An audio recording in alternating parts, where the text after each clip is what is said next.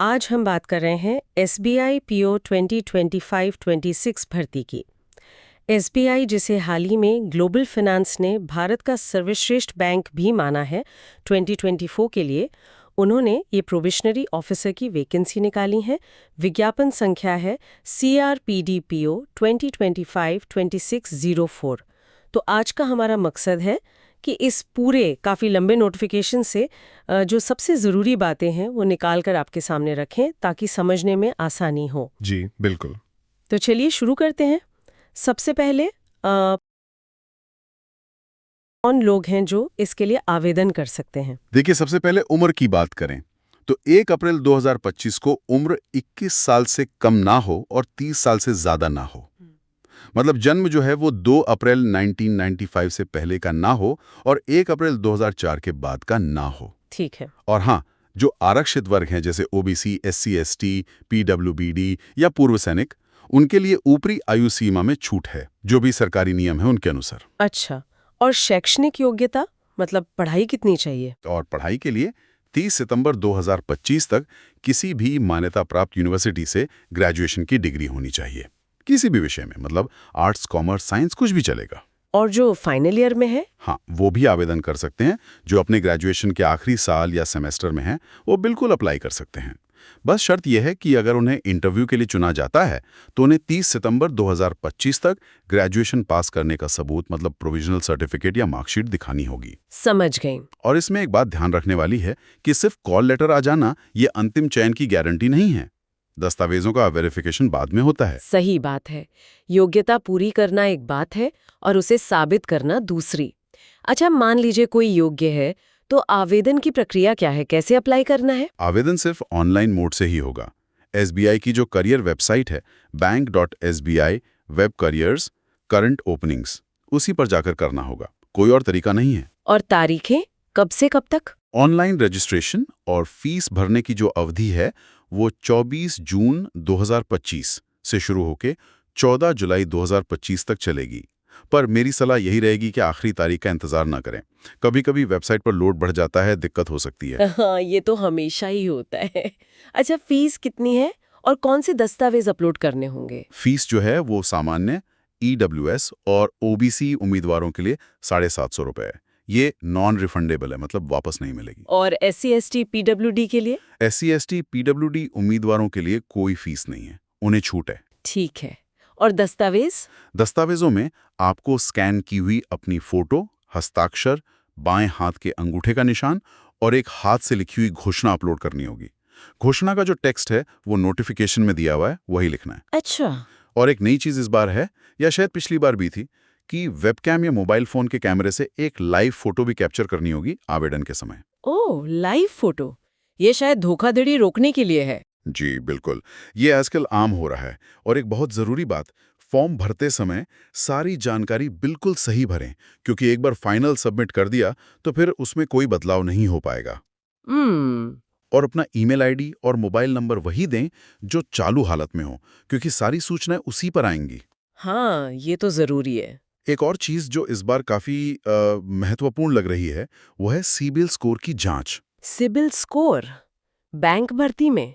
जी, notification में लिखा है कि जिनका क्रेडिट स्कोर खराब है या जिन्होंने कोई लोन या क्रेडिट कार्ड का बिल समय पर नहीं चुकाया है, यानी डिफॉल्टर हैं, उन्हें दिक्कत आ सकती है। हालांकि अगर वो नियुक्ति पत्र जारी होने की तारीख तक अपना सारा बकाया चुका देते हैं तो शायद विचार किया जा सकता है। पर यह दिखाता है कि बैंक अब उम्मीदवारों की वित्तीय अनुशासन को भी परख रहा है। ये वाकई एक बड़ा बदलाव है।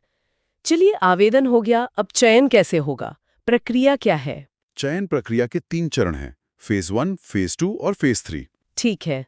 फेज 1 है प्रारंभिक परीक्षा यानी प्रीलिम्स। ये ऑनलाइन होगी, ऑब्जेक्टिव टाइप, 100 सवाल, 100 नंबर के। 3 सेक्शन होंगे, इंग्लिश, क्वांटिटेटिव एप्टीट्यूड और रीजनिंग एबिलिटी। 1 घंटे का समय मिलेगा। इसमें कोई सेक्शनल कट ऑफ है? नहीं, प्रीलिम्स में कोई सेक्शनल कट ऑफ नहीं है। आपको ओवरऑल कट ऑफ क्लियर करना होगा। जितनी वैकेंसी हैं उसके लगभग 10 गुना उम्मीदवारों को फेज 2 के लिए चुना जाएगा। अच्छा, मतलब अगर किसी एक सेक्शन में थोड़े कमजोर भी हों, तो बाकियों में अच्छा करके ओवरऑल स्कोर से पास हो सकते हैं। हाँ बिल्कुल, इससे थोड़ी राहत मिलती है। इसके बाद आता है फेज 2 यानी मुख्य परीक्षा या मेंस, ये भी ऑनलाइन ही है। इसमें 2 हिस्से हैं, एक ऑब्जेक्टिव टेस्ट 200 नंबर का और एक डिस्क्रिप्टिव टेस्ट 50 नंबर का। ऑब्जेक्टिव में क्या क्या है? ऑब्जेक्टिव में 4 सेक्शन हैं, रीजनिंग और कंप्यूटर एप्टीट्यूड, डेटा एनालिसिस और interpretation, general economy, banking awareness और इंग्लिश लैंग्वेज। कुल 3 घंटे का समय मिलेगा। और डिस्क्रिप्टिव? डिस्क्रिप्टिव आधे घंटे का होगा, जिसमें इंग्लिश में एक पत्र और एक निबंध लिखना होगा। ये 50 नंबर का है। और यहाँ सेक्शनल कट ऑफ? हाँ, मुख्य परीक्षण में ऑब्जेक्टिव और डिस्क्रिप्टिव दोनों में सेक्शनल कट ऑफ लागू होंगे और गलत जवाबों के लिए नेगेटिव मार्किंग भी है, 1/4 अंक कटेंगे। ठीक है, तो प्रीलिम्स हो गया, मेंस हो गया, अब तीसरा चरण? तीसरा चरण है साइकोमेट्रिक टेस्ट और उसके बाद ग्रुप एक्सरसाइज और इंटरव्यू। साइकोमेट्रिक टेस्ट, ये क्या होता है? ये उम्मीदवार की पर्सनैलिटी, उसके व्यवहार और जॉब के लिए उसकी मनोवैज्ञानिक उपयुक्तता को जांचने के लिए होता है। यह ऑनलाइन हो सकता है। इसके बाद ग्रुप एक्सरसाइज होगी 20 नंबर की और इंटरव्यू 30 नंबर का। तो फाइनल सिलेक्शन किसके आधार पर होगा? क्या तीनों चरणों के नंबर जुड़ेंगे? नहीं, फाइनल मेरिट लिस्ट जो बनेगी वो सिर्फ फेज 2 यानी मेंस परीक्षा, ऑब्जेक्टिव प्लस डिस्क्रिप्टिव और phase 3 group exercise plus interview के अंकों को मिलाकर बनेगी।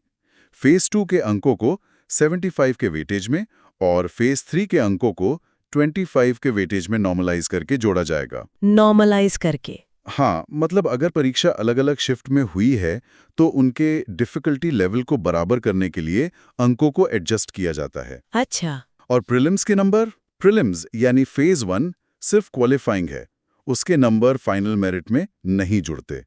बस उसे पास करना जरूरी है मेंस में जाने के लिए। और हाँ, फेज 2 और फेज 3 दोनों में अलग-अलग क्वालिफाई करना भी जरूरी है। समझ गए, पूरी प्रक्रिया काफी विस्तृत है। अच्छा, इस बार कुल वैकेंसी कितनी है? कुल 541 वैकेंसी हैं। इसमें 500 रेगुलर हैं और 41 पिछली भर्तियों की बची हुई यानी बैकलॉग वैकेंसी हैं। और कैटेगरी के हिसाब से कुछ आइडिया? हाँ, कैटेगरी वाइज ब्रेकडाउन है। एससी के लिए 80, एसटी के लिए 73, ओबीसी के लिए 135, ईडब्ल्यूएस के लिए 50 और जनरल यानी अनारक्षित यूआर के लिए 203। और जो दिव्यांग उम्मीदवार हैं पीडब्ल्यूडी, उनके लिए नियमों के अनुसार हॉरिजॉन्टल आरक्षण भी है। ठीक है। और कोई खास बातें जो उम्मीदवारों को पता होनी चाहिए? जी हाँ, कुछ और जरूरी चीजें हैं, जैसे आरक्षण प्रमाण पत्र। ओबीसी उम्मीदवारों को नॉन क्रीमी लेयर का सर्टिफिकेट देना होगा जो 1 अप्रैल 2025 के बाद का बना हो। और ईडब्ल्यूएस? ईडब्ल्यूएस सर्टिफिकेट वित्तीय वर्ष 2024-25 के लिए मान्य होना चाहिए, यानी जो 1 अप्रैल 2024 के बाद जारी हुआ हो। ये सब दस्तावेज वेरिफिकेशन के समय दिखाने होंगे। प्रयासों की संख्या का क्या? कितने मौके मिलते हैं? हाँ, इस पर भी सीमा है। सामान्य और ईडब्ल्यूएस कैटेगरी के उम्मीदवारों के लिए 4 मौके हैं। ओबीसी और पीडब्ल्यूडी उम्मीदवार, अगर वो सामान्य ईडब्ल्यूएस ओबीसी श्रेणी में आते हैं, के लिए 7 मौके हैं। और एससी एसटी उम्मीदवारों के लिए प्रयासों की कोई सीमा नहीं है। और एक प्रयास कब गिना जाता है? मुख्य परीक्षा यानी फेज 2 में अगर आप बैठते हैं तो वो एक प्रयास गिना जाएगा। सिर्फ प्रीलिम्स देना प्रयास नहीं माना जाता। अच्छा, और जॉब लगने के बाद बॉन्ड और प्रोबेशन पीरियड का भी कुछ है? हाँ बिल्कुल, जो उम्मीदवार चुने जाते हैं उन्हें बैंक ज्वाइन करते समय 2 लाख रुपए का एक बॉन्ड भरना होता है। 2 लाख रुपए का बॉन्ड? इसका मतलब क्या है? इसका मतलब है कि उन्हें कम से कम 3 साल तक बैंक में सेवा करनी होगी। अगर वो 3 साल से पहले नौकरी छोड़ते हैं तो उन्हें ये रकम बैंक को देनी पड़ सकती है। ये इसलिए होता है क्योंकि बैंक उनके प्रशिक्षण पर काफी खर्च करता है। ये एक तरह की प्रतिबद्धता है। और प्रोबेशन? जी, शुरुआत में 2 साल का प्रोबेशन पीरियड होगा। इस दौरान उनके काम को परखा जाएगा। प्रोबेशन सफलतापूर्वक पूरा करने के बाद ही उन्हें कंफर्म किया जाता है। और जो पहले से सरकारी नौकरी में है? हाँ, उनके लिए जरूरी है कि अगर वो इंटरव्यू के लिए चुने जाते हैं तो उन्हें अपने वर्तमान नियोक्ता मतलब अपने डिपार्टमेंट से अनापत्ति प्रमाण पत्र यानी एनओसी लेकर जमा करना होगा। ठीक है, तो ये सारी बातें ध्यान में रखनी होंगी। संक्षेप में कहें तो सबसे पहले अपनी पात्रता जांच लें, फिर 14 जुलाई 2025 तक ऑनलाइन आवेदन कर दें और उसके बाद 3 चरणों वाली चयन प्रक्रिया के लिए कमर कस लें। और सबसे जरूरी, किसी भी अपडेट के लिए नियमित रूप से एसबीआई की करियर वेबसाइट देखते रहें। बिल्कुल सही। और इस पूरी प्रक्रिया और तैयारी की बारीकियों के अलावा मैं बस एक अंतिम बात कहना चाहूंगा। देखिए, एसबीआई पीओ बनना निस्संदेह एक बहुत अच्छा करियर विकल्प है, ग्रोथ है, प्रतिष्ठा है। लेकिन ये नौकरी कुछ चीजें मांगती भी हैं। जैसे 3 साल का बॉन्ड आपकी प्रतिबद्धता दिखाता है, 2 साल का प्रोबेशन आपको खुद को साबित करने का मौका देता है, और आपको भारत में कहीं भी पोस्टिंग के लिए तैयार रहना होता है।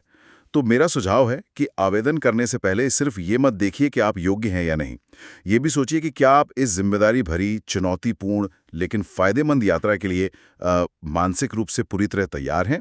ये सवाल खुद से पूछना ज़रूरी है।